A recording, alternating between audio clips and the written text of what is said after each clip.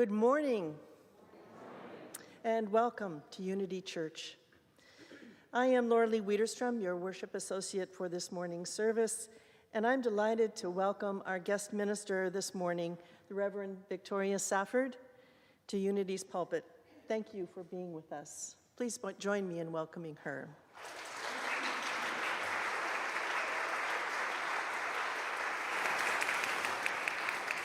And we are so glad you are here, whether watching us online or here in the sanctuary with us this morning.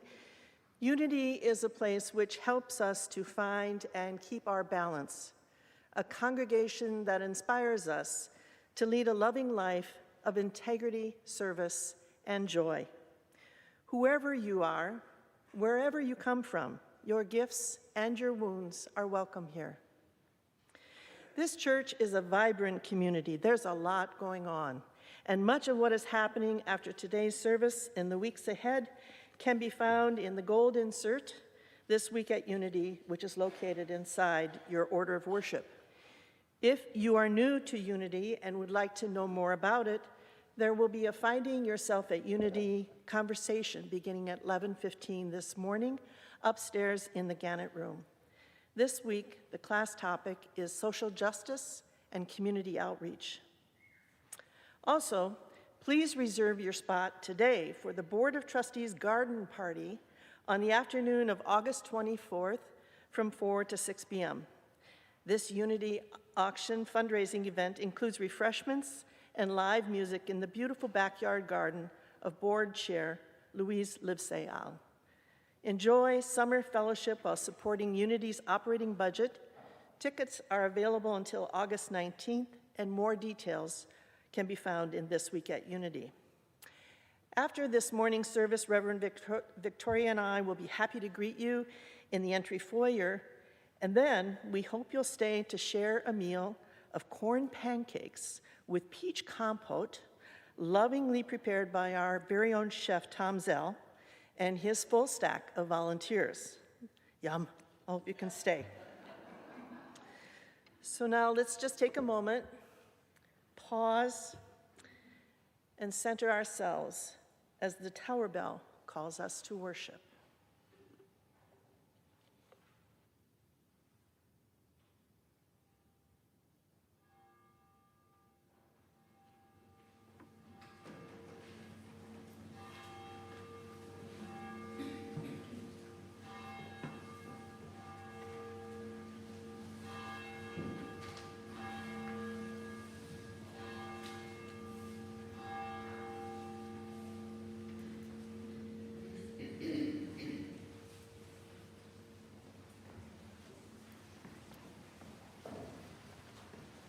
Good morning, everyone. Good morning. So those of you who don't know me, my name is Ahmed Ansaldo. I'm Director of Music Ministries here at Unity Church. We have a wonderful music program here. We have 4 adult choirs, children's choir, youth choir, a musical. Upwards of 300 people are part of the music ministry. And a church where we have about 800 people on the books. That is pretty remarkable. So during the summer, the choir doesn't rehearse formally, but we have what we call a drop-in choir. We just drop in that morning, learn a song. This morning's song is by Melanie Damore. She's a wonderful songwriter, composer, and she was director of music at the Oakland Unitarian Church for many years. The way the song came about, it was the 2016 election. Her youngest child was really scared, was having nightmares, and she sang this song to her child. And then it became a sort of refrain at her house during that election. And then she recorded herself and put it on YouTube, sent it to me on a phone recording, and we transcribed it for the Justice Choir Songbook, and it became a thing. But one thing about the song is that she asked that people don't just sit down and listen to it. So it's easy to pick up, and I hope that you'll sing along as you hear it and pick up the words. So this is, you got to put one foot in front of the other, lead with love.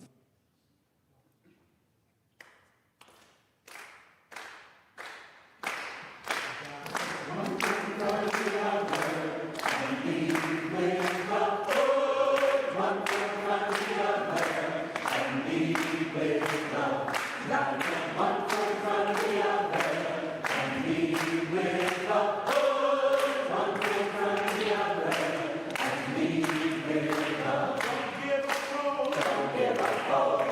not alone. Don't you give up. Keep moving on.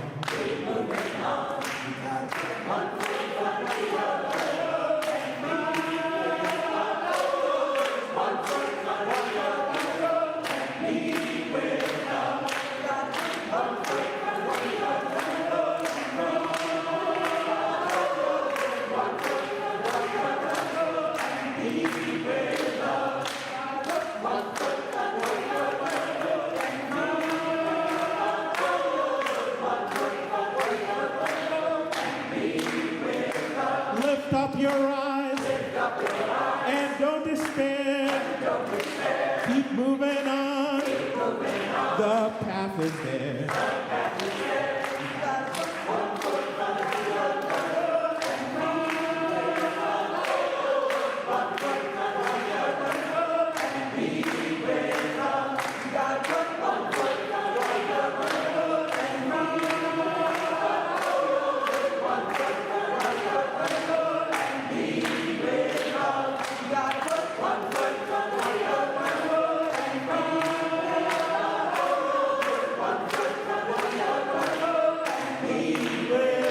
I know you're scared, and I'm scared too, but I am here, right next to you. Gotta put one foot in front of the other, and one foot in front of the other, and be with love. Gotta put one foot in front of the other, and one foot in front of the other, and be with love. Gotta put one foot in front of the other, and be with love. One foot in front of the other, and be with love, and be with love, and be with love, and be with love.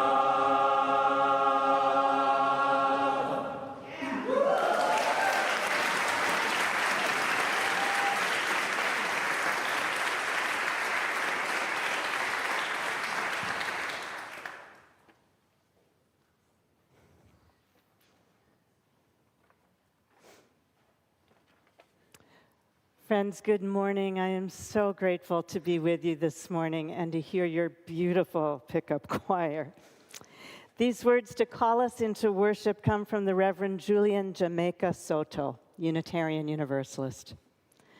There is a moment before dawn when the night is firmly in charge of the sky. There is no arguing with the opacity that holds both the fertile imagination and the cover of destruction. Just hold on. There is the moment when the dream we share is newly born, wet and wriggling in our hands. Sometimes it's true that futures look vulnerable and small before us. Just hold on.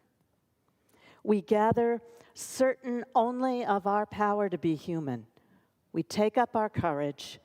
We begin again. We hold on.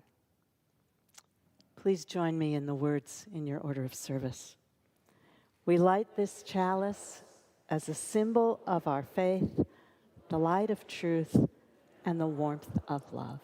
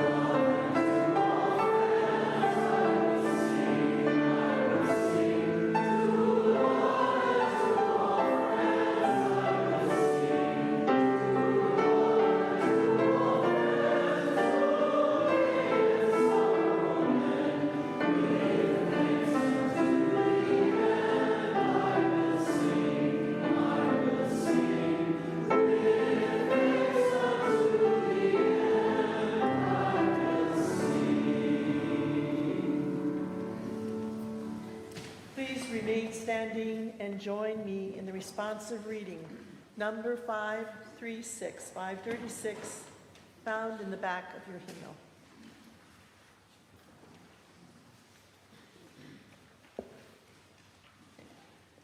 Every morning, the world is created.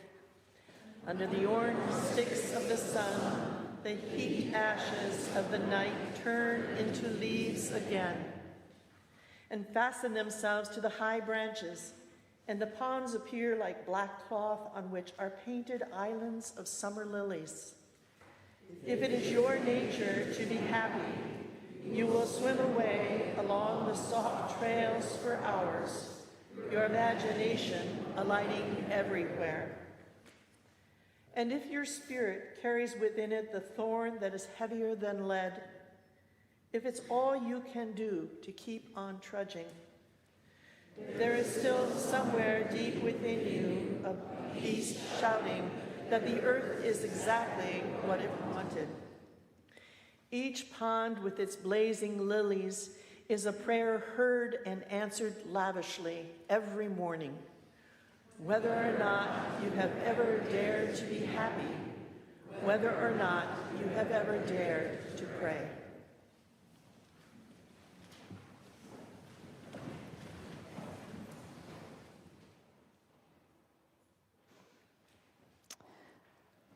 Friends, on this bright morning, I invite you to breathe deep the breath of life, the spirit of life, and know that by breath you are bound to the trees as they breathe and the waters and the air and to every living thing, every person, every bird.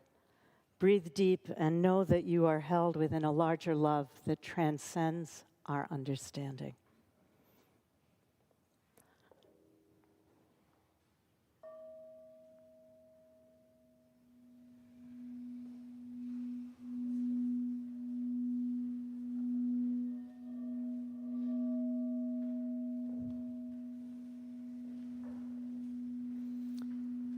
We hold in our hearts this morning the members and friends of Unity Church. We hold those who mourn and those who are lonely, those who live with addiction or depression or other mental illness. We hold those who are sick in body, that there may be healing, and those nearing the end of their lives, that there may be peace. We hold those celebrating new life and everyone engaged in the holy, messy work of being family. We hold those in the midst of transition, whether joyful or painful, fearful or proud. And we give thanks for the wide circles of care that hold us all, as together we live into our longing to embody and help build beloved community. This morning we pray especially for these members and friends. Sue Duffing, as she mourns the loss of her brother Donald Jack, who died peacefully after a fall this Tuesday. Donald was a kind and loving brother who served in Vietnam and had most recently been living at the Ling Blomsten Care Center after suffering a stroke in 2013. We celebrate and mourn the life of Jennifer Bjorhus, who died this Friday after her journey with cancer. Jennifer was surrounded by close friends and family at home with her husband Ranjit and their son Kai at her bedside. Among the sacred and precious moments in the final months of her life was being able to participate in Kai's coming-of-age ceremony this past April here at church. A memorial service will be held later this month. We hold Carol Menke in our caring embrace as she recovers from surgery this Thursday following an aneurysm. Her son John and her sister Bonnie have been closely keeping watch and noting a family history familiar with aneurysm. Bonnie reports that both the surgery and the prognosis for recovery look good. Arlene West shares the sad news from Malawi as we mourn the death of Thomas Nirongo, who died in a car accident this week. Thomas lived with the Beavis West family for 5 years, beginning in 2003. Like his father, Dr. Triwell Nirongo, Thomas was supported by Unity Church members and others in order to study biology and medicine here in Minnesota. Thomas returned to Malawi in 2008, where he became an enthusiastic teacher, much loved by his students. He's survived by his wife, Annie, and his mother, Marilyn. For just a moment, let's hold these in silence together.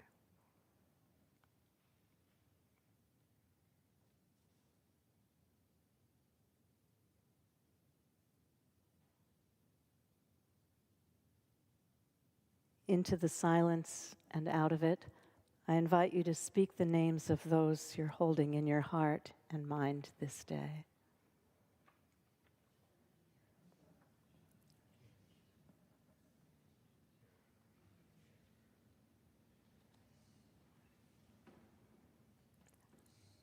Our love is wide enough to hold them all.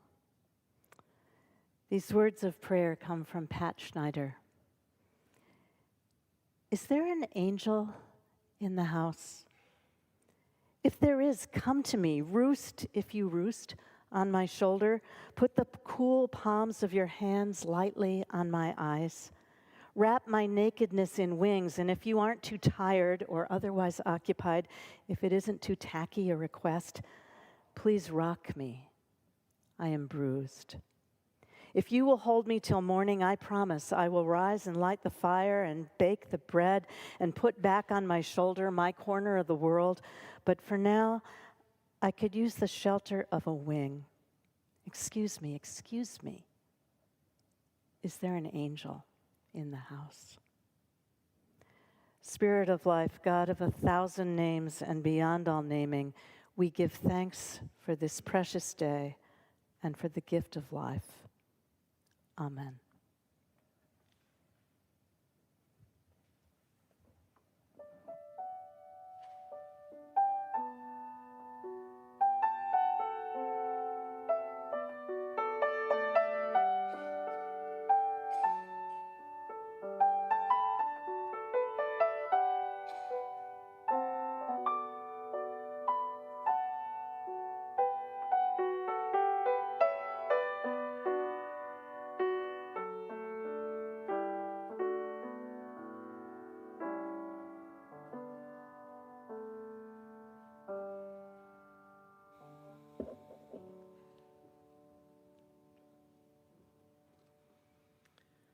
The first reading this morning is from 20th century Christian theologian Paul Tillich.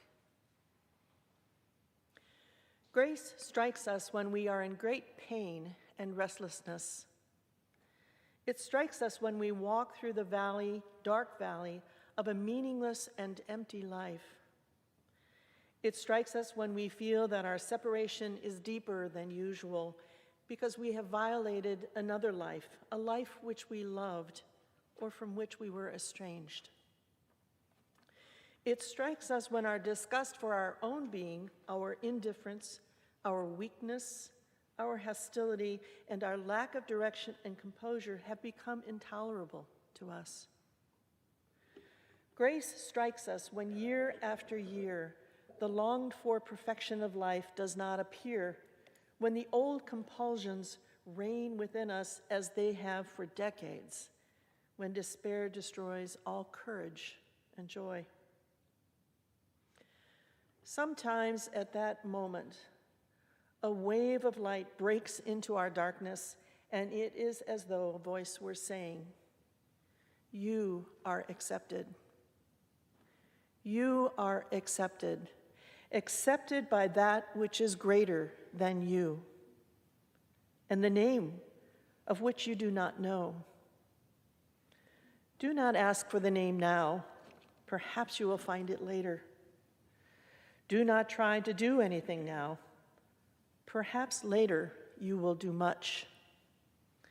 Do not seek for anything. Do not perform anything. Do not intend anything.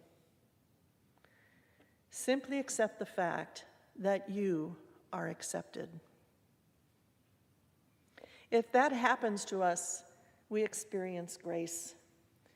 After such an experience, we may not be better than before, and we may not believe differently from before, but everything is transformed. And nothing is demanded of this experience, no religious or moral or intellectual presupposition. Nothing but acceptance.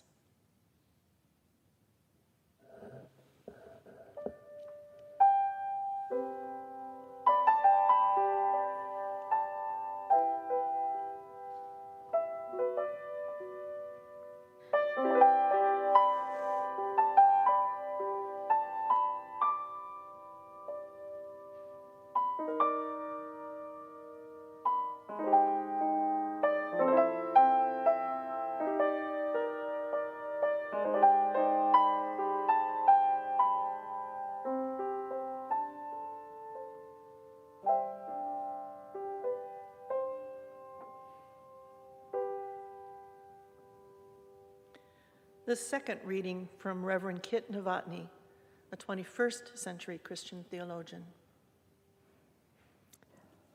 For everything there is a season and a time for every single thing this side of heaven. A time to be a baby and a time for last breaths. Time to rage incoherently at the state of the world, and a time to tuck yourself into soft blankets and drink ginger tea. A time to smash the imperialist, white supremacist, capitalist heteropatriarchy, and a time to build up the egalitarian, multiracial, anti-racist, environmental, liberationist love movement.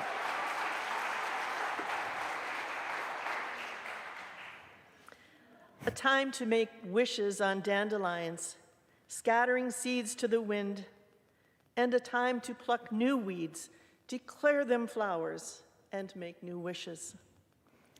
A time to ugly cry and let the snot drip down. A time to belly laugh till your sides ache.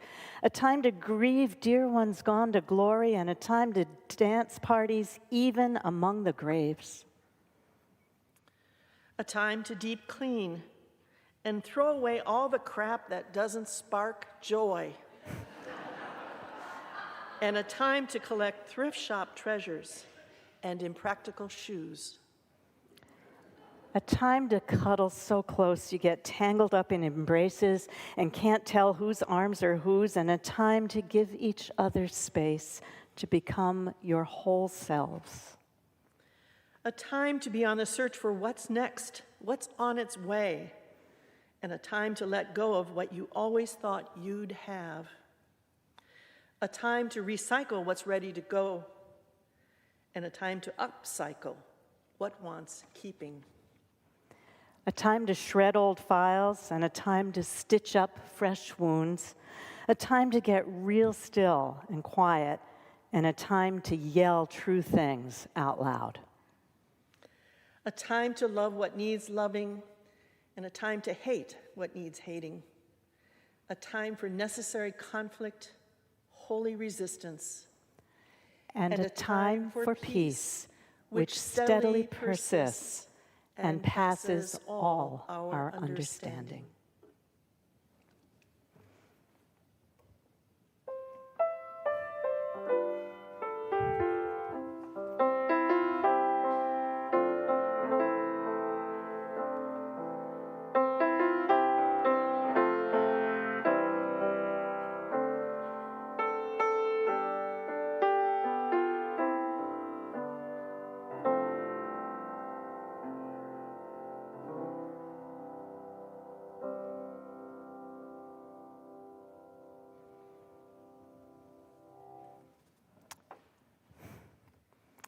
For everything, there's a season. So say the old scriptures, so says the song, so writes a young minister in California in the United Church of Christ in her gorgeous variation on an ancient theme. For everything, there's a season and a time for every single thing this side of heaven. A time to be a baby and a time for last breaths, a time to recycle and a time to upcycle, a time to let go of what you always thought you'd have, and a time to be on the search for what's next. There's a season and there's time, wrote a prophet long ago. For every large gesture and every small responsibility, there's space in time to attend to every looming task, every mystical and haunting question, and every sweet diversion. There is time and there is space, but it is so hard to believe this, so hard to trust, so hard to maintain equanimity and equilibrium when we're as busy as we are and distracted as we are and nervous as we are and frantic, frazzled, fragile as we so often feel, with the weight of the world, our desperate, endangered, beautiful world, closing in, pressing down, and flailing just like us and crying out for our love and our care. The life of the Spirit is all about triage, attending to this thing and then that thing, each one in its own holy time. It's all about balance, as if there really were such a thing in this physical and emotional universe. Nothing is ever really and permanently balanced. We know this from physics, and we know it by experience. We're always walking this narrow beam, careening between grief and hope, desire and contentment, resistance and resilience, breathing and pushing, working and resting, resting and praying, playing and crying, worrying and laughing, back and forth through all our days. We're clumsy often, graceful accidentally. Balance within a person or a family, a congregation, it's never a steady state. It's this continuous dance. And sometimes we're all hearing different music, and sometimes we all fall down. We like to believe it's otherwise, that we have way more control than we do. Many of us, at least I was, raised to believe that we should have more control than we do. We buck up, we stiffen our spine, keep calm, and carry on, convinced our whole lives long that tensing, clenching, defending is some kind of virtue. It's not. Habits are not the same as virtue. Some years ago, I was driving in the rain. It was early evening, January, getting dark. I was turning on the radio, and the president was speaking. The president before our current president, the former president, who's now running again, was 2017, right around when Melanie was writing the song that the pickup choir sang for us, with us. All of a sudden, at the sound of his voice, my throat choked up, and my eyes just filled with tears. It was a visceral reaction. So much so that when the light changed, I had to pull over. And this had never happened to me like that before. It was very strange. Weird, as we say now. Right? I think, right? I think part of it was just actually the whole catastrophe of that time catching up with me. So many assaults on our spirit and our character and dignity and the safety of people we cherish. So many outrages and losses. We had no idea in 2017. All along to that point, like everybody else, I'd been holding it together in a responsible, upright fashion, channeling outrage into thoughtful resistance, shaping confusion into respectful, creative dialogue, working to stay hopeful and helpful and fair-minded, even-tempered, working to stay bright instead of cynical and numb. But there I was on the side of the road, weeping in the rain, utterly undone. And what brought it on was actually a small thing, relatively, in the grand scheme of roiling apocalypse back then. He was talking about revoking a ban on imported elephant ivory. Now, for some reason, it was going to be okay again to hunt endangered elephants and bring the trophies home. And this was just one thing, right? Compared to healthcare, nuclear war, women's lives, black lives, queer lives, the separation of families at the border, the melting Arctic ice. It was a smaller thing. But for some reason, without warning, the African elephants discombobulated me.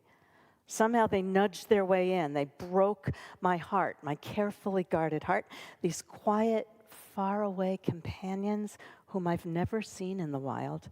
But I've always known they're there. They're peaceful under the African sky with their gentle, nurturing intelligence, heavy, and innocent. They're not like us because they move with perfect poise upon the earth. They don't need to be reminded by Paul Tillich that grace holds them in very large hands. And they have no need for trophies on their wall or walls of any kind. They caught me off guard. They threw me off balance, tossing me up in the air with their great tusks. And in that crazy disequilibrium, there was for me a kind of grace. They really were the elephants in the room, except they were the elephants in the car, whispering, "It's okay to cry about this now. It is right for you to be crying now." I was knocked off my foundation, couldn't drive, think, breathe. But now I think that in that wild moment, my balance was in fact restored. And out of that damp, undammed mess of rage and grief came new resolve. And I remember it so clearly. I will resist what this administration is doing and will do with heart, mind, soul, and strength. And I could never have calmly, logically thought my way through to that sacred ground. For everything, there's a season, a time for every purpose, a time to break down, a time to build up, a time to rage and also defiantly dance, a time to smash the imperialist, white supremacist, capitalist, elephant-killing heteropatriarchy, and a time to build up something else, something that seems more fragile but is durable, beautiful. A time to catch your breath and find your place once again in the family of things. To remember, in the words of that poet, that the world is created anew every morning. Each pond with its blazing lilies is a prayer heard and answered lavishly every morning, whether or not you've ever dared to pray or be happy. Which is not to say that everything's ever all right, but which is to say that larger forces are at work, grace being one, beauty and truth being others, and we can choose to lean toward those with an intention that is holy and unguarded and fierce.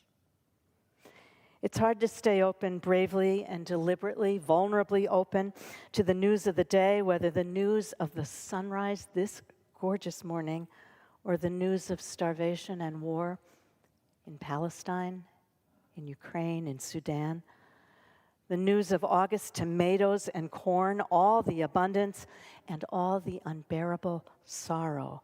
So we guard our time, our attention, our compassion, so we won't be found lacking or weeping in our cars. But how can we stay open, also trusting we will not be overwhelmed, just fittingly whelmed? Sometimes balance does need to look like imbalance, at least for just a while. I think you have all known this here in recent times profoundly. So many losses, so many transitions, grief beyond imagining. And yet, in recognition of what's lost, in honor, in tribute to loved ones gone and all the ones still here, in happy anticipation of all that lies ahead, you've gathered yourselves again and yet again in one strong body, as Rob's voice booming through this room reminded you to do, and Jan's incorrigible spirit. The future before you now is very bright. It's infused with possibility and grace. I'm so glad to meet Oscar this morning and see you here. It's so bright. You've made time for grief bravely and space for hope courageously, mindful that all of it's always entangled. There is no controlling life, says a poet, Dana Faults. Try corralling a lightning bolt, containing a tornado. Dam a stream and it will create a new channel. Resist and the tide will sweep you off your feet. Allow and grace will carry you to higher ground. The only safety lies in letting it all in, she says. Fear, fantasies, failures, success. When loss rips off the doors of the heart or sadness veils your vision with despair, practice becomes simply bearing the truth. in the choice to let go of your known way of being, the whole world is revealed to your new eyes. Bearing the truth, she says, like a cup or a bowl that you hold before you, not festering inside, but before you, in your own two capable hands. It's bearable. If you don't care too much about the world, the land, the water, the elephants, the children, about people you love and people in general, if you don't care too much, it is relatively easy to stay steady and easy, relatively easy to keep calm and collected, to keep up all your fragile illusions. I'm speaking from experience here. It is easier, relatively, if you love everyone and everything theoretically, in principle, which is a very safe and sanitary exercise. That is why life in community is perilous. Life in families, congregations, neighborhoods. If you love truly, fiercely, madly, deeply, you're going to get in trouble. The kind of trouble that leaves you wrung out like a dish rag and ultimately saves your soul. I remember one time during a child dedication at White Bear on a Sunday morning, I was holding a small baby, just a few weeks old, and I had that feeling that somebody was staring at me, almost inappropriately, intently, like bearing in. And I looked down to find an old soul just staring at my face. And his two dark eyes were like lakes, and I fell in there, and my own eyes filled with tears and love and gratitude and wonder and fear for him and hope and joy for him and human recognition, like, oh, I know you. And against all my best judgment and my professional training, I looked at the baby. And I found myself in big trouble because then I couldn't see the page, I couldn't talk, I was all choked up, I could feel the people waiting for the next thing, and the seconds are like hours then, and the baby's just looking, and we're rocking, and I'm nervous.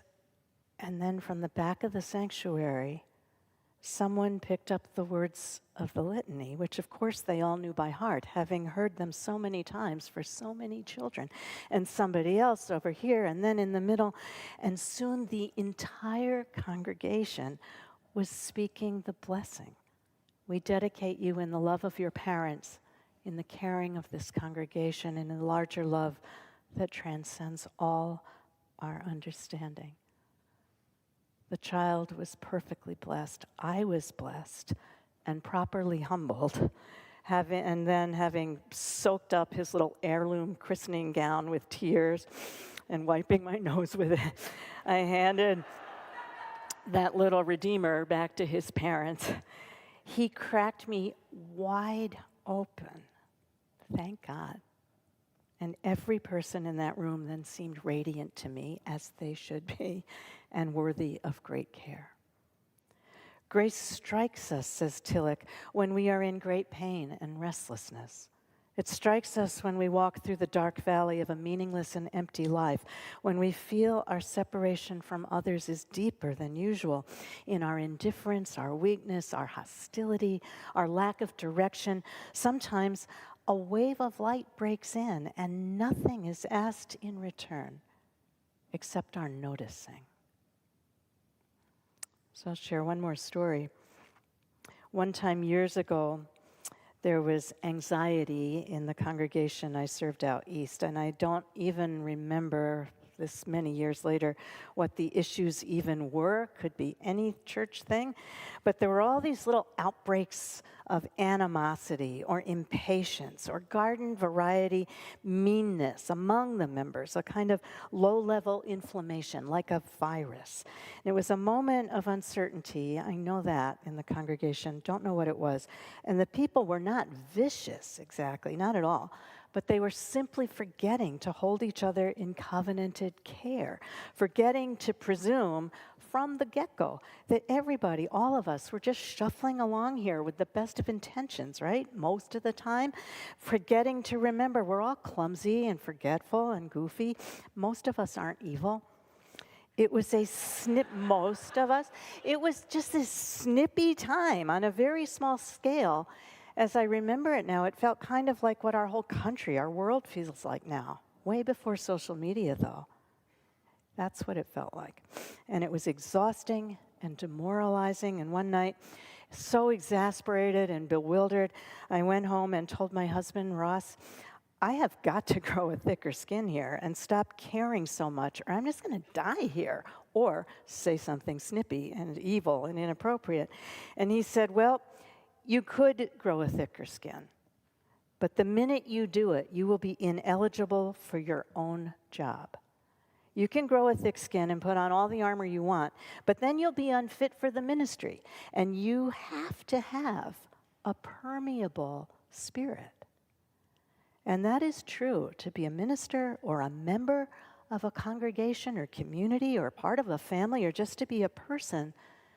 You need a permeable spirit, a permanently breaking heart. We need to keep pores, eyes, ears, heart, mind all wide open all the time, because once we're closed off, we're closed off. Unfit for our calling to be brave, beloved, loving people. We're here to love this life and love each other, not theoretically, but recklessly. We like to think sometimes that with enough training or willpower or luck, we'll be somehow inoculated against dishevelment and grief and wonder and amazement. But who wants to live like that or love like that so meagerly?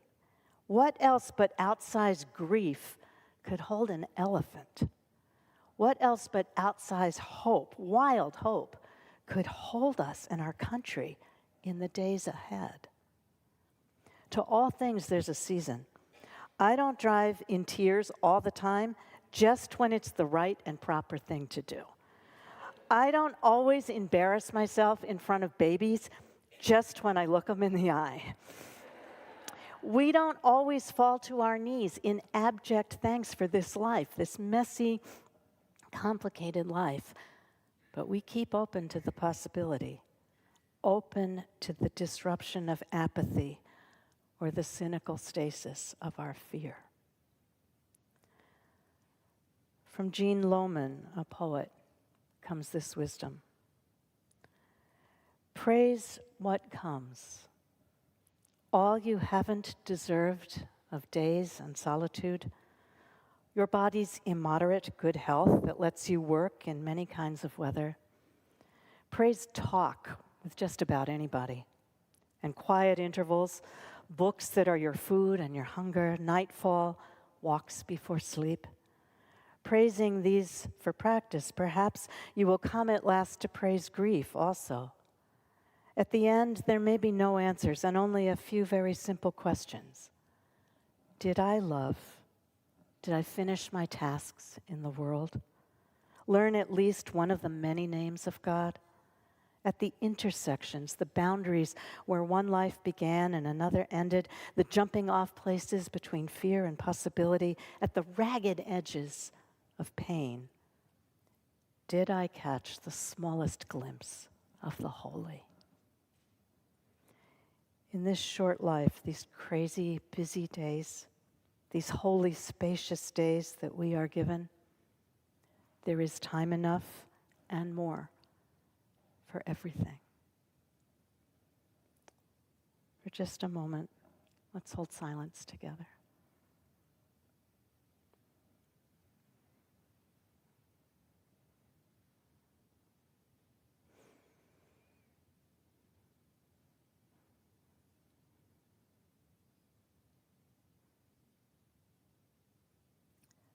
Amen.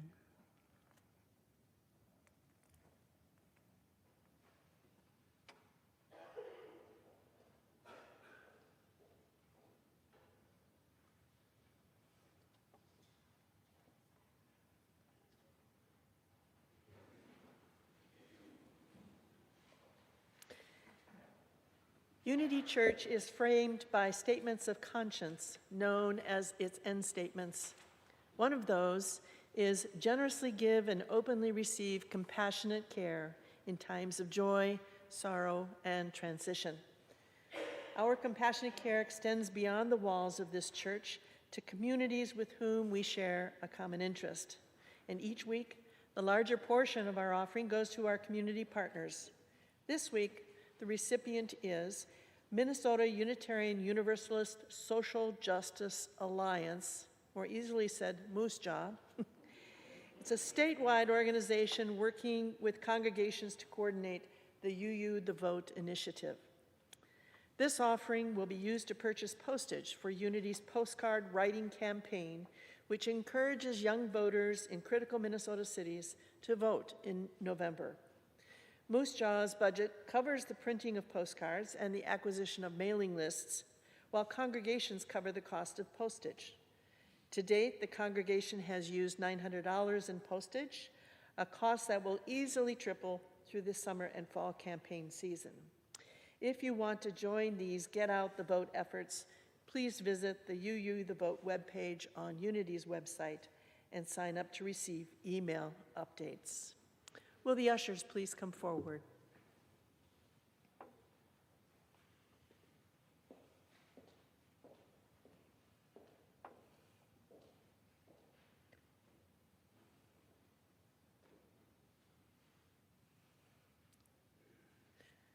May the work of our hands and the generosity of our hearts be given in gratitude today.